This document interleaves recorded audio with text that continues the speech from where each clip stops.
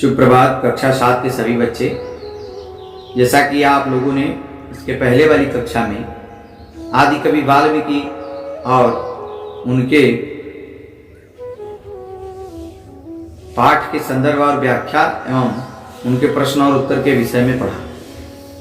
आज की कक्षा में हम आपको 13वां पाठ जो कि यक्ष युधिष्ठिर संवाद है उसके विषय में आपसे चर्चा करेंगे। सर्वप्रथम यक्ष युधिष्ठिर संवाद में सर्वप्रथम श्लोक जो है वो दिया गया है। कहते हैं यक्ष जो है युधिष्ठिर से पूछते हैं, कहते हैं किस्विद गुरुतरम भूमि किस्विद गुरुतरस्य चखात किस्विदीक्षाग्रतरम वायुः किस्विदः बहुतरम तृणात्। यानी कहते हैं पृथ्वी पर गुरु से बड़ा कौन है। फिर उसके बाद कहते हैं आसमान से ऊंचा कौन है। फिर कहते हैं वायु से ज्यादा तेज चलने वाला कौन है और ईंधन से तेज जलने वाला कौन है। तो क्या पूछते हैं, कहते हैं किस्विद गुरुतरम भूमि किस्विद गुरुतरश्चखात किस्विदीक्षाग्रतरम वायुः और किस्विद बहुतरम तृणात्। यानी कि इस पृथ्वी पर गुरु से बड़ा कौन है, आसमान से ऊंचा कौन है और वायु से तेज चलने वाला कौन है। इसके बाद ईंधन से तेज जलाने वाला कौन है। इसके बाद युधिष्ठिर जी कहते हैं कि माता गुरुतरा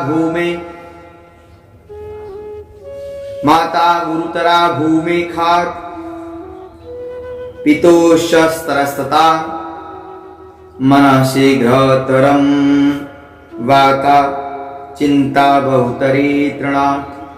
यानी माता जो है वो गुरु से बड़ी है, आसमान से ऊंचा पिता है और वायु जो है वो वायु से तेज मन चलता है, वायु से तेज मन चलता है और चिंता शरीर को ईंधन से तेज जलाती है।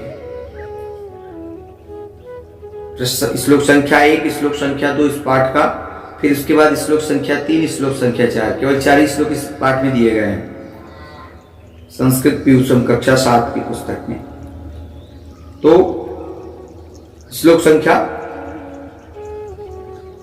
3 देखते हैं, क्या कहते हैं श्लोक संख्या 3 में कि कह सह दुर्जयः पुंसा काश्य व्याधिरनन्तकः कीदृश स्मृतः साधु कीदृशः स्मृतः।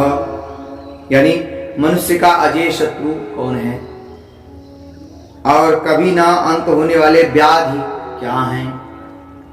किसको साधु यानी सज्जन कहा जाता है और असाधु किसे माना जाता है। मनुष्य का अजेय शत्रु कौन है और कभी अंत होने वाली व्याधि क्या है। किसको साधु यानी सज्जन कहा जाएगा और किसको असज्जन कहा जाएगा। तो युधिष्ठिरवाच यानी युधिष्ठिर जी कहते हैं कि क्रोध सुदुर्जयः शत्रुलोभो व्याधिरन्तक सर्वभूताहिता साधु निर्दयः स्मृतः।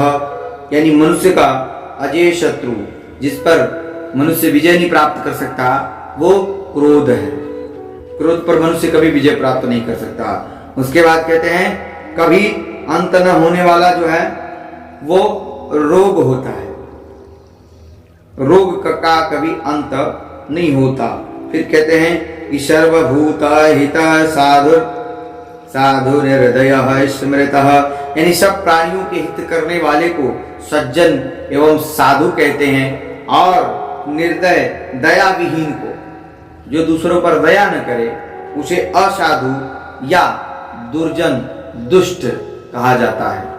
इसी के साथ ये त्रयोदश पाठ समाप्त होता है। इसका प्रश्न उत्तर हमने आपको अगली कक्षा में बताना है। तब तक आप इस श्लोक को और इसके अर्थ का अध्ययन करके उसको ध्यान पूर्वक समझेंगे। धन्यवाद।